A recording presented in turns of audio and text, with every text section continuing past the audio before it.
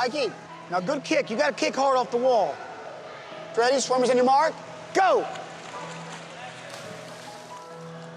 The doctors told us that Michael would never talk. He would never be able to change his own pants, that he would never be self-sufficient. And I think it just took trial and error for me and my wife not giving up, saying that he would do more.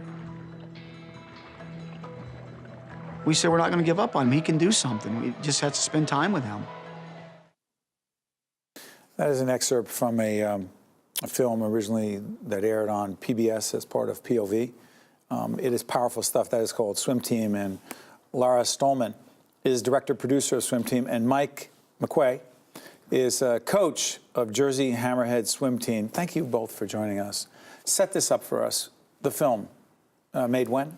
So we filmed in 2014 for over a year, and it's chronicling a season in the life of a competitive swim team made up of diverse teens on the autism spectrum, all from New Jersey, Middlesex County. How'd you find them? So I was actually looking for swimming lessons for my own child. I have a child with autism, and it's not easy to find any kind of extracurricular activity for your child when your child is different. And I heard about Coach Mike and his wife Maria, and I went to visit them at their local YMCA in Perth Amboy, and I saw their son Mikey swim, and I was just so inspired by what they had done with him. Mike, again, both of you have a personal, very powerful connection to this film and to the subject we're talking about. Right. What do they tell you about your boy? Just accept what he can do. He can't. He's going to be probably institutionalized. Probably. When did they tell you that? At what age? When he was almost 4 years old. Go ahead. It took us almost a year and a half to get him diagnosed. The waiting list was so long.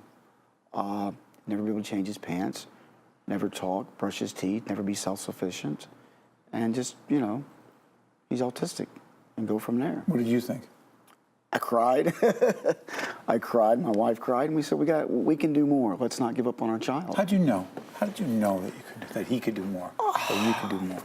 I just believed in it. I just believed that these kids, you've always heard about kids can do more than what expectations are. And society always puts low expectations on our kids. And if you let society keep putting low expectations on our kids, it'll always be low.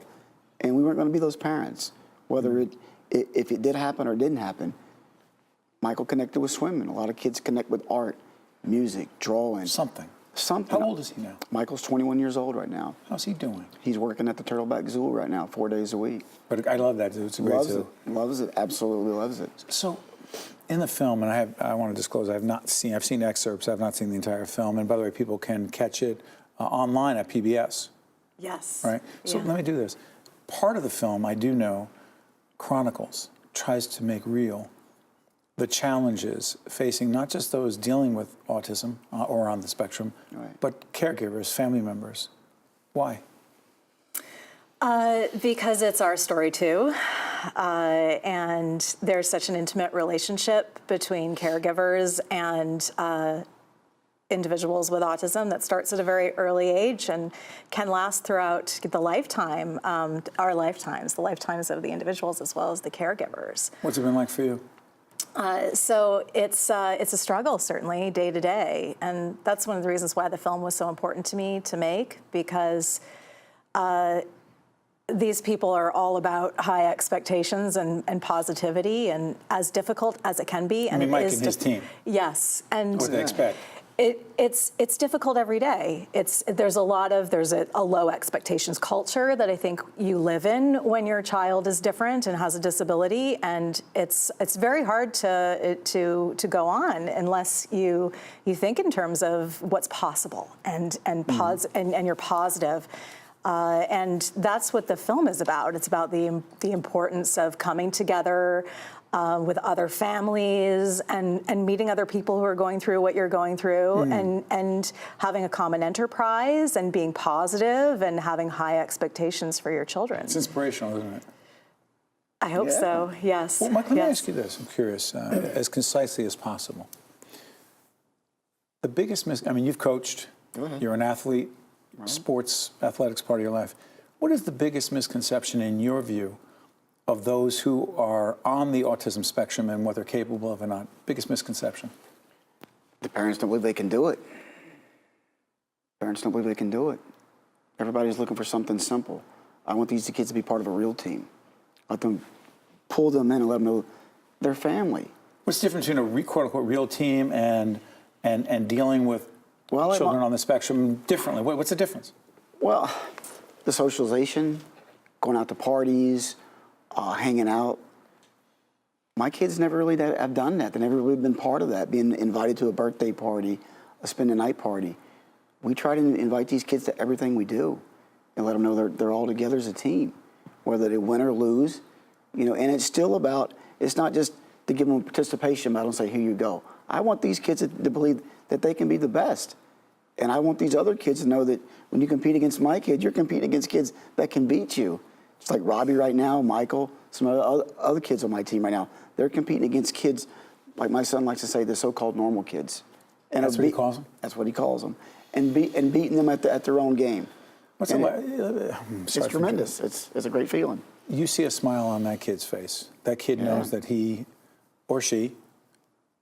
I see in the parents. It's mostly boys, actually, mostly boys, okay. because boys are, Right. there are more boys with autism than girls. Right. It's a big ratio.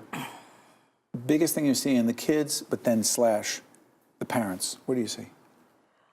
The camaraderie between both. I mean, that's what I was just when I was just thinking about the fact that our kids generally don't have friends.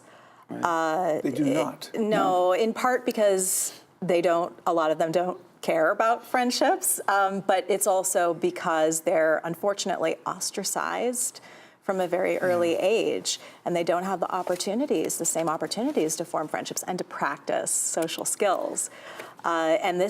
The great thing about the team and being on a sports team in general is that you have to interact with other kids. It's so funny you mentioned it. Do you mind if we run another clip from swim team? You talked about camaraderie. This is a clip all about camaraderie. All right, boys, listen up. We want to make Mike. We want him proud. So you have to do as fast as you can. Mike, he doing back, and him doing abreast. For me, I'll do fly, and the last is freestyle. So guys, give the best that you got. Okay. Who's with me? Hammerheads! Hammerheads! Woo! And they all became good friends. I mean, they started understanding what friendship was, being together. I mean, if you see the film, they get disqualified in one of the races, and they're like, why? You know, and then they brought it all back together, and they put it back together. Who's got to do what? They had to deal with that disappointment together. They had to together. deal with disappointment to deal with it. Why do we get disqualified? And then they understood, and then the final big race at the end, they all knew what they had to do, and they all put it together. So, and you have these kids on the swim team from what ages? Gosh, right now, it's from 8 until 24, 25. I hate to ask this, but I want to. After 24, 25, what are the prospects and how are their prospects different because of this experience?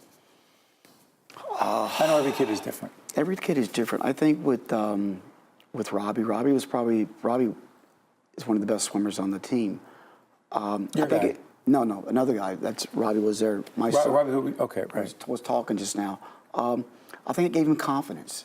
It gave him leadership because he was the leader of the team, and it brought that out. Then he ended up being the leader of his high school team, captain of his high school team. Really? Absolutely.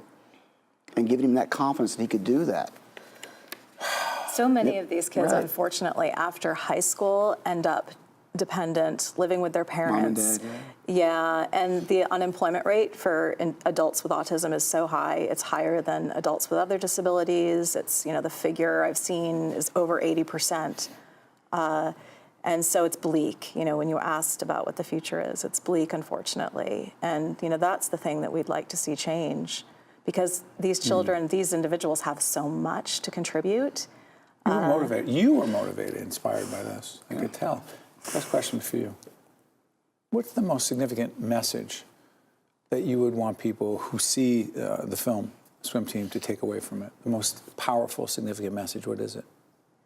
That individuals with autism and developmental disabilities have skills, and they may not be Rain Men. I think there's a big misconception out there that everybody with autism is an idiot savant. But that's not the case. That's rare. And so many people with autism, they may not have extraordinary talents, but they have skills and capabilities. And we just, we need to embrace them more and be more inclusive. We've both done a great public service. We encourage people to go on online at PBS, our partners at PBS, and you can check out Swim Team, find it there. Originally aired on POV. What a great series that is, right? Last thing you want to say to folks? I want to give you another chance. Last thing you want to say?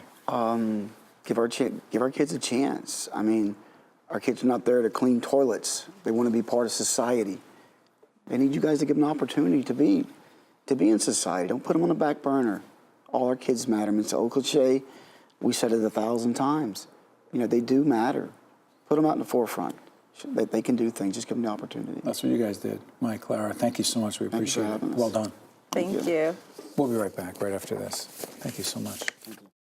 One-on-One with Steve Adubato has been a production of the Caucus Educational Corporation, celebrating over 25 years of broadcast excellence. Funding for this edition of One-on-One with Steve Adubato has been provided by the Healthcare Foundation of New Jersey, TD Bank, Montclair State University, PSE&G, JAG Physical Therapy, RWJ Barnabas Health, and by Verizon. Transportation provided by Airbrook Limousine, serving the metropolitan New York, New Jersey area. One-on-One with Steve Adubato has been produced in partnership with TriStar Studios.